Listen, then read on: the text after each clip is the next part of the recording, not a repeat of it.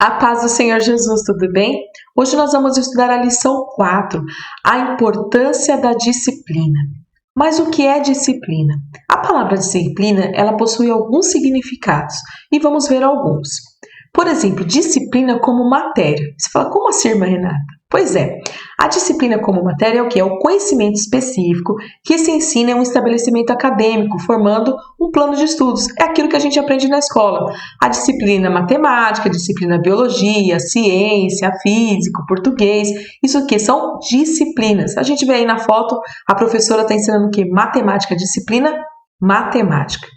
Vamos ver um outro significado. Disciplina como o quê? Obediência. O que seria essa obediência? É um conjunto de regras, de normas que estão estabelecidas por determinado grupo ou profissão. Quer dizer, aquela pessoa que a gente fala é uma pessoa disciplinada. Quando a gente pensa aqui em jogadores, né, que no caso aqui do voleibol, são pessoas que treinam, são pessoas que seguem as regras. Para quê? Para que eles consigam a medalha. Então a gente vê pessoas que são muito disciplinadas, pessoas que estudam muito, porque elas querem conquistar alguma profissão, alguma posição, ou entrar numa faculdade. Então são pessoas que são disciplinadas, pessoas que querem fazer quer emagrecer, por exemplo. São pessoas que estão fazendo ali o regime, ela tem que ser o quê? Disciplinada, obedecer aquele plano alimentar. E um outro foco aqui é disciplina correção, que vai ser o foco maior na nossa lição. A gente vai falar tanto da disciplina como obediência, como correção, sendo que o foco maior vai ser aqui. Então, é aplicar uma forma de corrigir uma pessoa que é indisciplinada, ou seja, que não se submete às regras, às normas, às ordens, ou que errou. Então, ela precisa o quê? De ser disciplinada, ter uma correção. E aqui a gente vê, né, um pai corrigindo o filho aqui, disciplinando o filho. A boa disciplina. A correção normalmente pode gerar o quê? Um sentimento de tristeza, de raiva, mas sempre vamos aprender alguma coisa quando somos disciplinados. Veja aqui, em Hebreus capítulo 12, verso 11. Nenhuma disciplina é agradável no momento em que é aplicada. Ao contrário, ela é o que? Dolorosa. Mais tarde, porém, produz uma colheita de vida justa e de paz para os que assim são corrigidos. No primeiro momento, ninguém gosta de ser corrigido. Ninguém gosta de ser chamado a atenção. Nenhum ser humano, seja adulto, seja criança. Quem gosta de ser chamado a atenção? Ninguém. Mas a disciplina, ela vem o quê? Para gerar bons frutos. Você está sendo corrigido, você está sendo orientado para que lá na frente você tenha aqui uma vida justa, uma vida de paz, né? Que você conquista as coisas que você precisa e de uma forma ética, correta. Às vezes a forma que somos corrigidos não é a mais adequada, mas ainda assim podemos aprender algo. Às vezes você pode falar, nossa, irmã Renata, mas às vezes as pessoas vão me corrigir, meu pai, a minha mãe, às vezes o pastor, alguém vai falar comigo, mas é tão duro, de uma forma tão ríspida, às vezes até falta com respeito.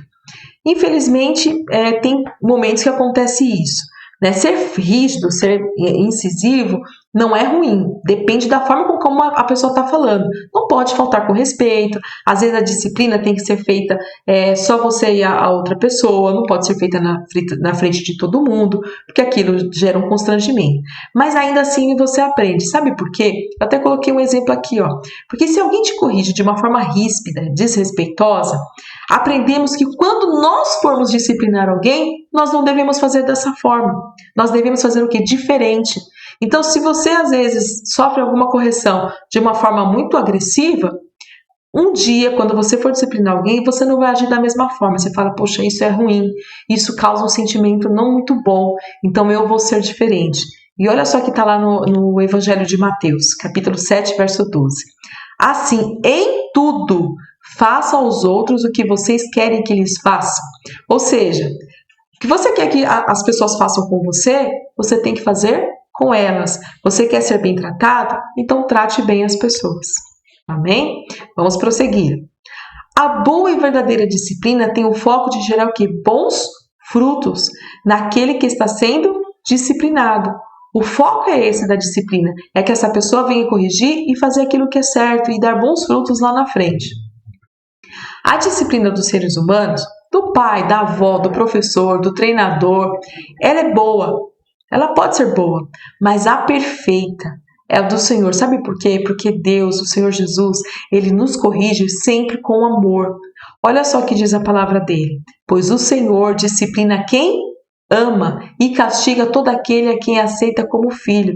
Então o Senhor corrige, às vezes ele é um pouco, duro com a gente. Mas por quê? Porque ele ama. E a gente tem certeza de que o que o Senhor está nos orientando vai ser bom lá na frente. Porque o nosso Pai, diferente dos nossos pais terrenos aqui, de mãe, de avô, o nosso Deus, ele sabe o que vai ser lá na frente. Ele conhece lá atrás, ele conhece o presente, conhece o futuro e conhece o seu coração. Então, quando o Senhor Jesus está nos corrigindo, pode ter certeza, é para a gente ter bons frutos, para nós colhermos bons frutos e para darmos bons frutos também. O Senhor nos ensina o caminho correto por meio da disciplina. Se formos disciplinados, quer dizer, se nós formos obedientes, sofreremos menos disciplinas de correção. Ou seja, se formos obedientes, a gente vai ter menos correções. As pessoas vão nos corrigir menos, o Senhor vai nos corrigir menos. Se seguirmos a palavra de Deus, que é a nossa regra de fé, erraremos muito menos e nos tornaremos mais parecidos com Cristo. Por que eu coloquei aqui, erraremos muito menos? Porque nós não somos perfeitos. A palavra de Deus, ela é perfeita. Se seguirmos ela tudinho, ponto, vírgula, tudinho que está escrito lá, vai ser tudo certo. Mas nós somos falhos, nós somos imperfeitos. Por isso que eu coloquei aqui, vamos errar menos. Só que tem uma coisa, quanto mais a gente vai lendo a palavra, quanto mais a gente vai pondo ela em prática em nossa vida, a gente vai parecendo cada vez mais com Cristo. E a gente vai sofrendo menos correções, somos menos disciplinados no sentido de realmente de corrigir, de chamar a atenção. A gente vai ficando mais obediente. Porém, quando falhamos, Deus nos corrige de forma a proporcionar o discernimento de que precisamos fazer as escolhas corretas, afastar-se do pecado e viver em santidade. Então, quando nós cometemos um erro, o Senhor vai lá, vai nos corrigir. Mas de que forma o Senhor vai nos corrigir? Para que a gente tenha discernimento.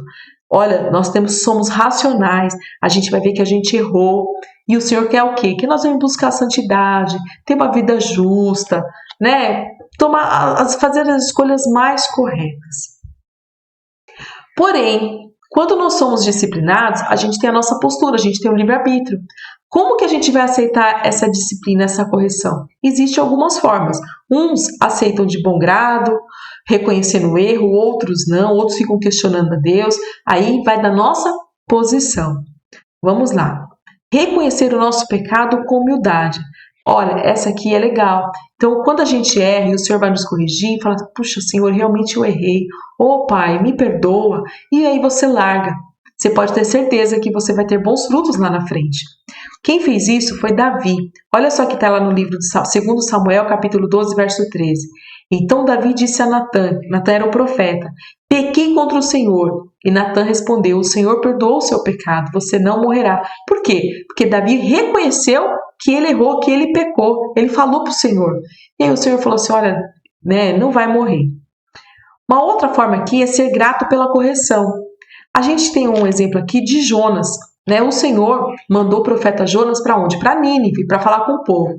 Jonas ficou com medo, não queria ir lá para Nínive de jeito nenhum, falou assim, olha, eu vou para Tarsis. Ele foi para Tarsis, pegou um navio. O que o Senhor fez? Mandou uma tempestade. E aí o navio começou a naufragar. E as pessoas, o que está acontecendo e tudo? E até que ele falou, olha, o problema aqui sou eu, porque eu não segui as ordens do Senhor Deus, então me lança no mar, que aí vai parar tudo. E foi o que aconteceu. Só que quando ele foi lançado no mar, o peixe grande, a baleia, foi lá e engoliu, enviado por quem? Por Deus. E olha só, e lá de dentro do peixe, Jonas orou ao Senhor, ao seu Deus, e ele disse, em meu desespero clamei ao Senhor, e ele me respondeu, do ventre da morte gritei por socorro, e ouviste o meu clamor. Mas eu, com um cântico de gratidão, oferecerei sacrifício a ti. O que eu prometi, cumprirei totalmente. A salvação vem do Senhor. E o Senhor deu ordens ao peixe e ele vomitou Jonas em terra firme. Quer dizer, Jonas, ele reconheceu que ele não devia ter feito aquilo, E aí do ventre, do peixe, que devia ser um lugar horrível, de estar, porque ele fala que, olha, meu desespero, do ventre da morte gritei. Mas ele reconheceu, ele falou, olha, Senhor, eu vou cantar cânticos de gratidão e vou cumprir tudo o que o Senhor me pediu e eu não fiz, agora eu vou cumprir. E Jonas fez isso. Agir com revolta e questionar a Deus. Aqui é uma das piores formas. Quer dizer, o Senhor está te corrigindo, você age com revolta, você fica revoltado, você fica questionando. Sabe quem fez isso? Foi Caim. O Senhor, né, pediu o sacrifício. Abel e Caim, eles ofereceram o sacrifício ao Senhor. Abel pegou o melhor que tinha, fez de coração, fez tudo certinho ao Senhor. E Caim fez de qualquer forma. Pegou o que tinha lá e ofereceu, não foi de coração. O que aconteceu? Deus recebeu a oferta de Abel e de Caim não. E olha só o que aconteceu aqui, ó. Mas não aceitou Caim e sua oferta. Quer dizer, Deus não aceitou. Por isso Caim se enfureceu e o seu rosto se transtornou. O Senhor disse a Caim: Por que está furioso? Por que se transformou o seu rosto? Disse, porém, Caim a seu irmão Abel: Vamos para o campo. Quando estava lá, Caim atacou seu irmão Abel e o matou. Então o Senhor perguntou a Caim: Onde está seu irmão Abel? Respondeu ele: Não sei, sou eu responsável por meu irmão? Então vamos lá. No momento que o Senhor perguntou ali, por que você está furioso? Por que se transtornou o seu rosto? Ele poderia ter ficado triste, chateado. Puxa vida, eu errei, eu não fiz o melhor para o Senhor. Da próxima vez eu vou falar, Senhor, me perdoe, eu deveria ter feito o melhor sacrifício para ti. Mas não, ele ficou bravo, ficou enfurecido, a cara ficou fechada. E o Senhor perguntando. E não bastasse isso, o que ele fez? Ele chamou Abel e matou seu irmão por ciúmes. Né, por inveja, porque o Senhor recebeu de Abel e não recebeu dele. E quando o Senhor pergunta para Caim, aonde está seu irmão Abel? Deus sabia onde estava? Lógico que sabia, mas ele queria ver como que Caim ia responder, como que ele ia fazer. E Caim novamente foi grosseiro, ele falou, sou eu o guardador do meu irmão? Sou eu responsável pelo meu irmão? Quer dizer, não se arrependeu, não aceitou a correção do Senhor, o fato dele o Senhor não ter aceitado o sacrifício. Se ele tivesse reconhecido, olha, realmente não fiz o melhor, mas eu vou daqui para frente, vou melhorar, Senhor, pedisse perdão, com certeza teria outras consequências. Então temos que tomar cuidado. Quando somos repreendidos pelo Senhor, temos que aceitar. Uma outra forma que não é legal é não reconhecer o erro e tentar se justificar. Quem fez isso foi Saul. Eles iam entrar em guerra com os filisteus, né? Saul, rei Saul. Samuel falou assim, olha, antes de você ir para a guerra, a gente vai oferecer um sacrifício ao Senhor. A gente vai falar com o Senhor. Mas me espera, Saul, você não ofereça, me espera que eu vou chegar e eu vou oferecer. Por quê? Porque Samuel era o sacerdote, é o único que poderia oferecer sacrifício.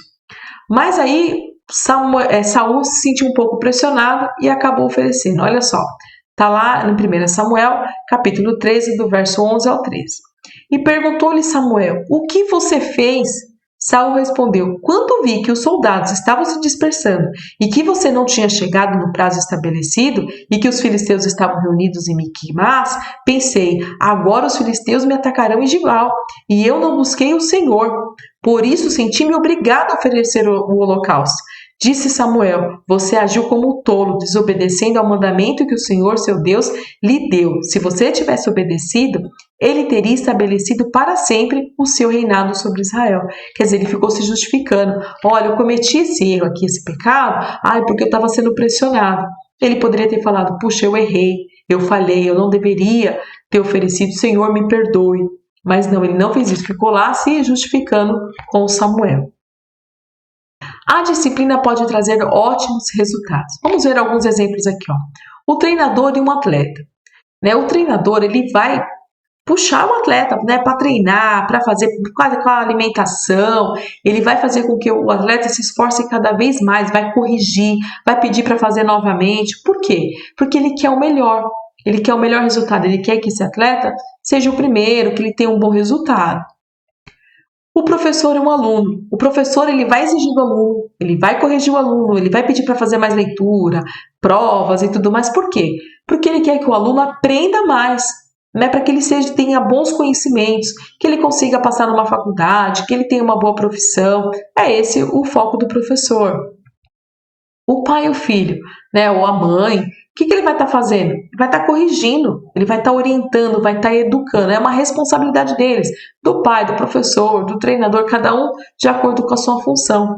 E o pai ele vai ter que corrigir o filho. Para quê? Para que ele seja uma pessoa bem educada, uma pessoa que quando ela chega em algum lugar seja uma pessoa agradável, uma pessoa honesta, uma pessoa que tenha ética. Então esse é o papel. Então vai ter bom, se o pai educar e o filho receber essa educação, essa disciplina, ele vai ser uma boa pessoa lá na frente, será muito respeitado. E aqui vem o melhor, né? Deus e nós, os seus filhos. O Senhor é aquele, como a gente diz, é aquele que nos disciplina da melhor forma. É a verdadeira forma de disciplinar. Porque o nosso Deus conhece o ontem, o hoje e o amanhã. Então ele vai disciplinar de forma que a gente tenha bons resultados. E o que é o principal aqui? É irmos para o céu. O Senhor vai nos corrigir, o Senhor vai nos disciplinar, o Senhor vai nos ensinar. Com o foco do quê? De um dia todos nós morarmos com Ele no céu, aonde não vai ter dor, aonde não vai ter disciplina, aonde não vai ter nada disso. A gente só vai estar ali na glória, louvando e bendizendo o nosso Deus. Amém? Olha, nós terminamos a nossa aula, estamos chegando aqui na conclusão. Como dissemos no começo, a disciplina não parece agradável, mas ela é necessária para que a gente conquiste bons resultados. Aí você fala assim, irmã Renata, não adianta, eu não gosto, eu detesto ser corrigida, eu detesto ter disciplina. Você não quer receber correção de forma alguma? Então seja obediente à palavra de Deus. E por que eu coloquei aqui obediente à palavra de Deus e as outras regras nem citei? Porque quando somos obedientes à palavra de Deus, a palavra de Deus ela aborda todos os outros assuntos. Nós não vamos sofrer correção. Como eu falei, a uma ou outra, né? Se seguimos tudo certinho ali, porque somos falhos, somos imperfeitos. Mas quando nós seguimos a palavra, somos obedientes à palavra, dificilmente nós vamos receber uma disciplina muito dura. Talvez um aconselhamento, um ajuste na rota, mas não vamos levar aquele puxão de orelha forte, né? Aquela vara, aquela bronca bem dada.